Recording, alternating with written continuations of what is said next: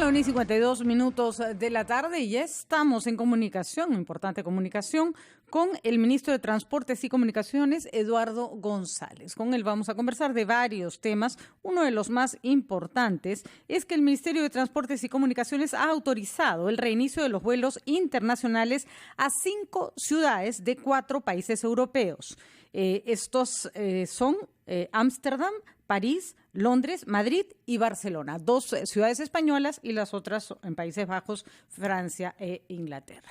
Vamos a preguntarle al ministro cuáles son las medidas que se van a tomar para estos vuelos internacionales y por qué son estos los países elegidos. Suponemos que tiene que ver también con un asunto de quienes nos aceptan. Ministro González, ¿cómo está? Muy buenas tardes. Gracias por acompañarnos. Buenas tardes, Patricia. Buenas tardes a todos los amigos que nos escuchan a través de radioprogramas de Perú.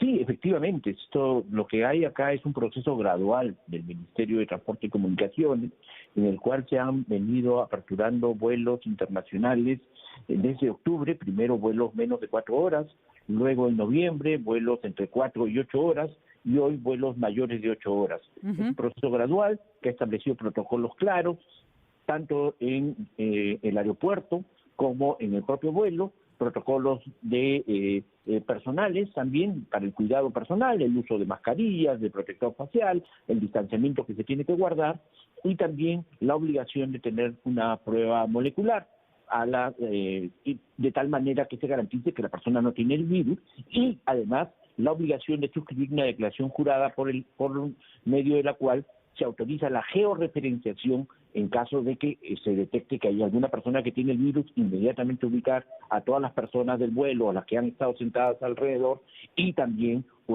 tomar las medidas de aislamiento que corresponden. De acuerdo. ¿Son fáciles de cumplir las medidas? ¿Usted diría que son viables o va a ser una pesadilla tener que viajar a Europa?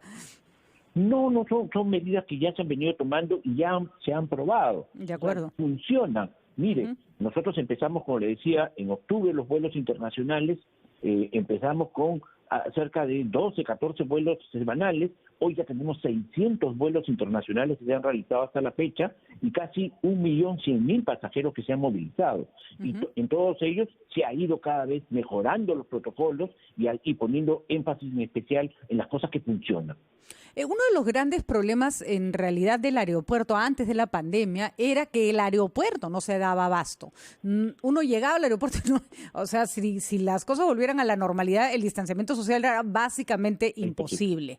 Debo contarle que he tenido la oportunidad de viajar a distintos lugares del Perú en estas últimas semanas y sí, es increíble cómo las cosas están funcionando en el aeropuerto con un profesionalismo y una eficiencia realmente digna de resaltar. ¿Cómo vamos a hacer para aumentar los vuelos sin llegar a esos niveles en que de pronto ya no entramos en el Jorge Chávez? O también en los aeropuertos del resto del Perú, ¿no? Sí, primero había un proceso de concertación, con en ese caso el concesionario, con todos los actores que intervienen, con la aduana, con migraciones y con los trabajadores, con el Ministerio de Salud. O sea, hay un proceso de concertación en el diseño de todas las medidas que han sido tomadas. Y al lado de eso, también hay un proceso de evaluación y monitoreo permanente y constante. Entonces, estamos buscando mejorar y además, a partir del 1 de diciembre, vamos a ampliar el funcionamiento del aeropuerto las 24 horas del día. Entonces, de tal manera que también hay más espacio para ir ampliando la posibilidad de ir incrementando los vuelos.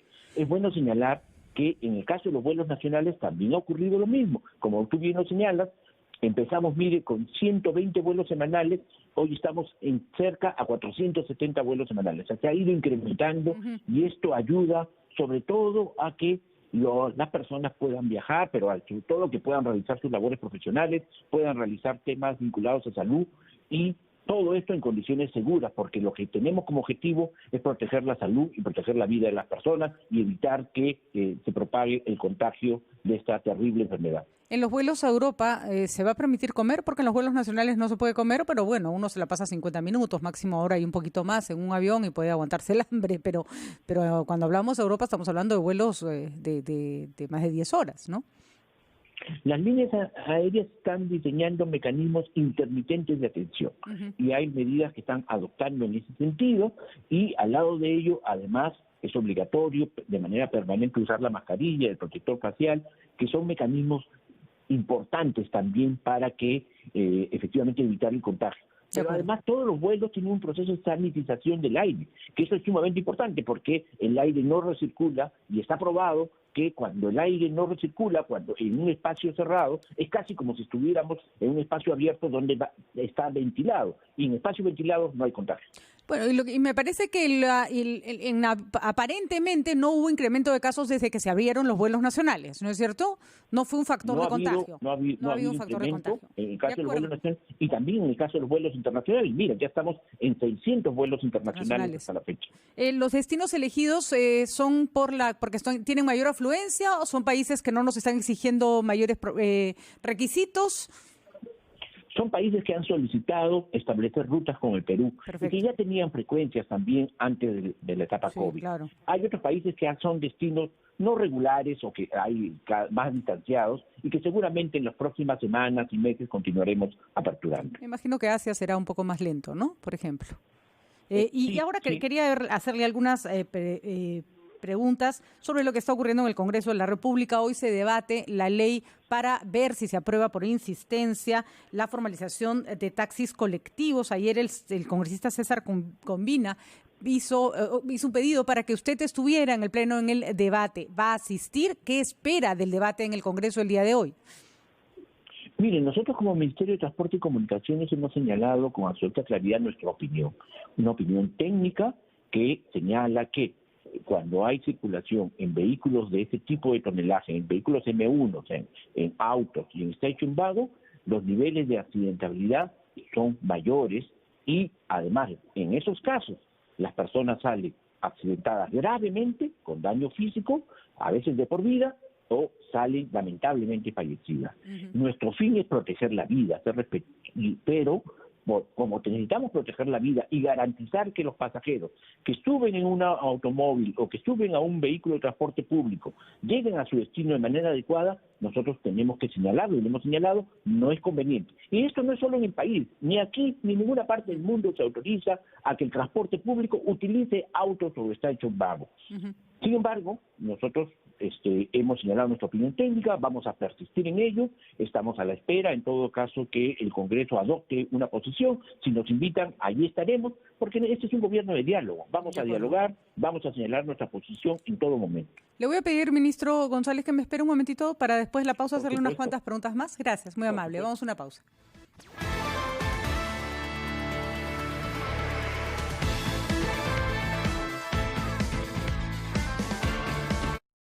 Las nuevas rutas que se hablen, las rutas internacionales que se hablen hacia Europa, para que la gente pueda disfrutar de esos destinos y nosotros recibir además visitantes también de países como España, Inglaterra, Francia, etcétera. Pero estábamos conversando sobre la ley que se discute hoy día en el Congreso para ver si se aprueba por insistencia sobre la formalización de taxis colectivos. El ministro González nos señalaba que el ministerio ha planteado que primero está la seguridad y que en ninguna parte del mundo se utilizan este tipo de transportes para ese tipo de rutas en la carretera, ¿no es cierto? Son rutas largas, porque lo que generan es accidentes donde se cobran muchísimas vidas.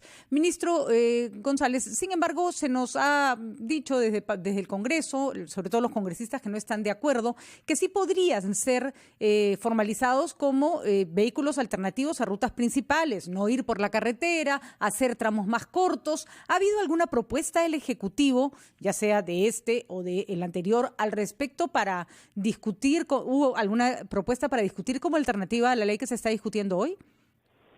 Nosotros somos respetuosos de la decisión que toma el Congreso de la República y hemos alcanzado nuestra opinión en su momento a el Congreso. Primero, nuestra opinión vinculada al proyecto de ley, hemos alcanzado nuestra opinión sobre el dictamen y indudablemente alcanzaremos nuestra opinión cuando tengamos una propuesta que está siendo discutida ahora en este proceso de insistencia que está discutiendo el Congreso.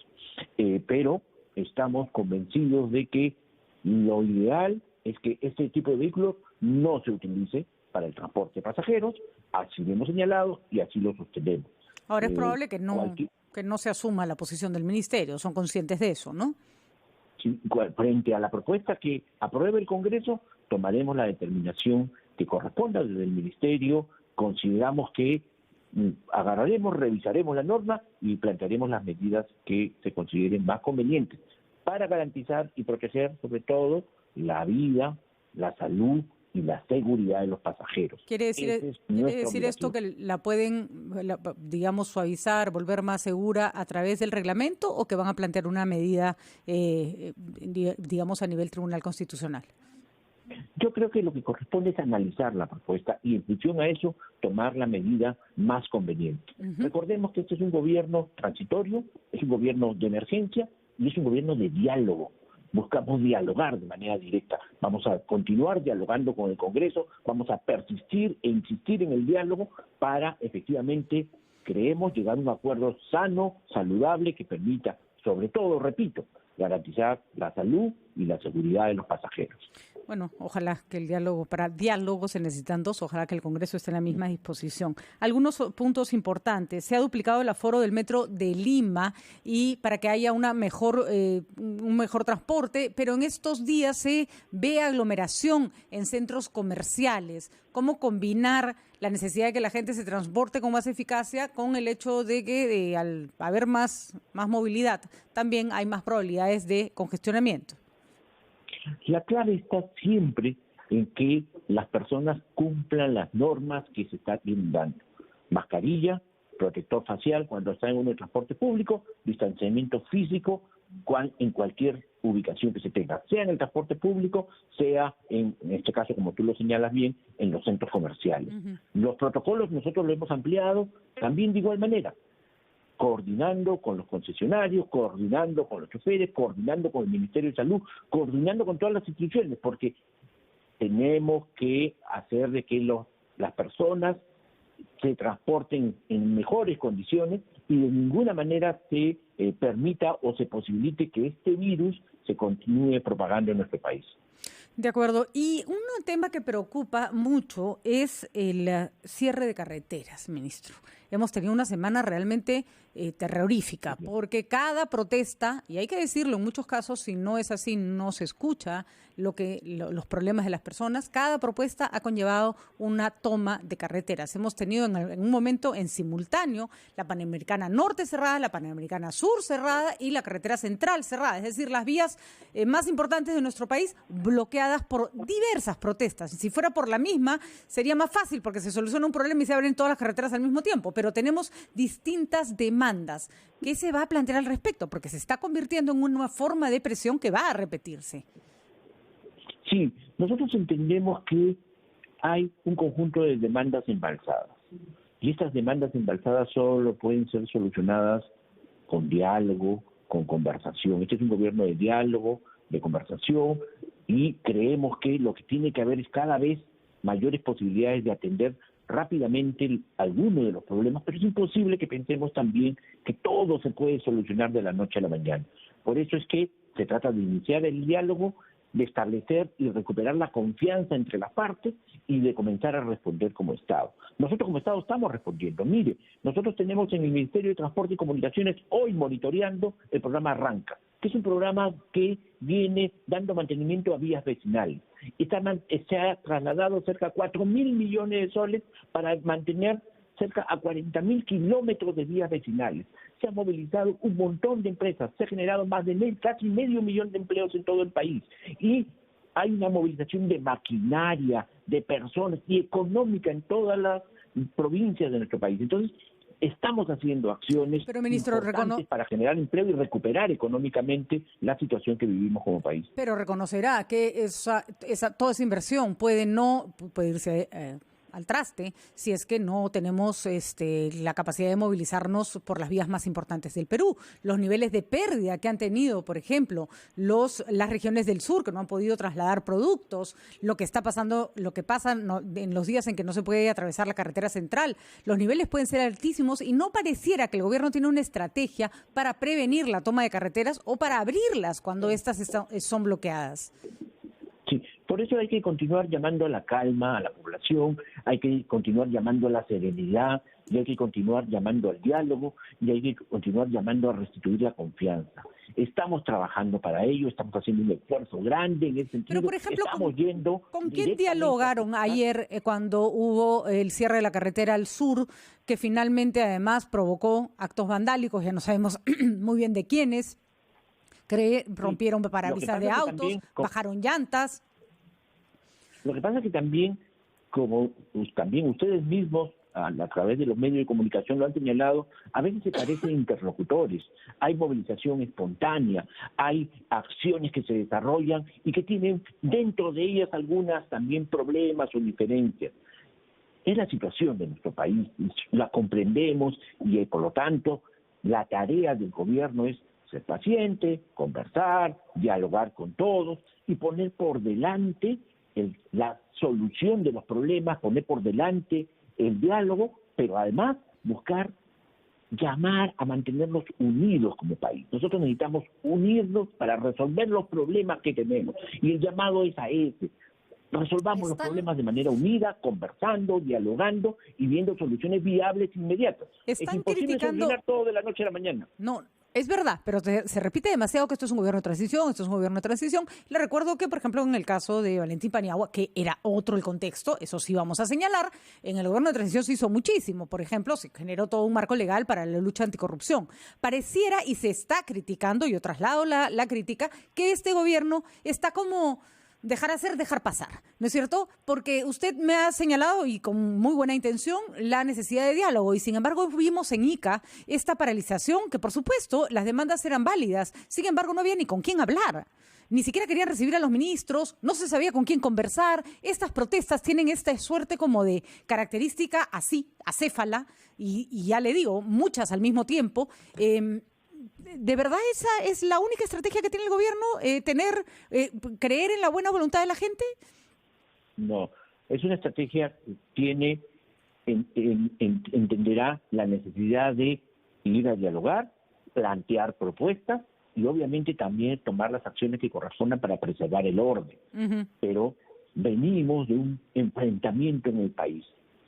Teníamos que priorizar el diálogo, teníamos que priorizar la propuesta. ¿Hasta cuándo, ministro? Entiendo perfectamente que ha sido un ingreso traumático el de este gobierno, ha sido sobre la base de una situación traumática. Sin embargo, tampoco podemos renunciar al hecho de poner orden y además de ponerlo de manera no agresiva. La policía debería tener capacidad para desbloquear una carretera sin que esto termine a pedradas y que termine, no sé, en actos violentos. ¿Se va a asumir la responsabilidad? ¿Hasta cuándo vamos a seguir con esta actitud de, bueno, como entramos de manera violenta, mejor cuando se bloquea una carretera no tocamos y no hacemos nuestro trabajo? No, totalmente de acuerdo contigo, Patricia. Lo que se trata acá es de una estrategia que tiene que ir avanzando. Somos absolutamente conscientes que tiene que ir en paralelo el diálogo con el orden, con el respeto a las normas, con el restablecimiento de la confianza y sobre todo con un tema muy importante, restablecer la institucionalidad del país. Hay que continuar restableciendo la institucionalidad, el respeto a las leyes, el respeto a las normas, el respeto entre las personas. Y eso tenemos que construirlo todos. Tenemos que construirlo el gobierno, tiene que construirlo la ciudadanía, las organizaciones sociales y también los medios de comunicación.